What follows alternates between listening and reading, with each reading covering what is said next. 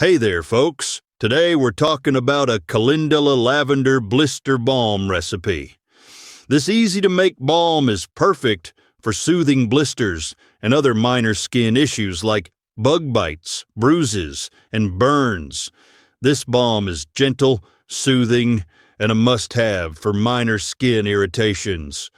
What you'll need is a 3/8 cup of coconut oil, 2 tablespoons of calendula-infused oil, and 20 drops of lavender essential oil. All right, let's get started. Step 1. Melt the oils. Use a double boiler to gently heat the coconut oil and calendula-infused oil over low heat.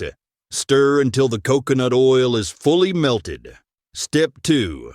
Cool and add lavender. Take the mixture off the heat and let it cool for about 2 minutes. Stir in the lavender essential oil until well blended. Step 3. Pour and cool.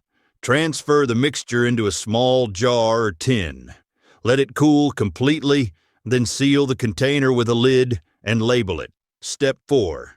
Apply the balm. Use a thin layer of the balm on the blister. Cover with a bandage or blister pad if needed. Step 5. Store and reapply. Reapply as needed. Keep the balm in a cool, dry place. If stored properly, it will last for up to 1 year. That's it for today, folks. Thanks so much for watching. If you enjoyed this video, don't forget to give it a thumbs up and subscribe to the channel for more amazing natural remedies. And hey, drop a comment below. We'd love to hear your thoughts or your own tips.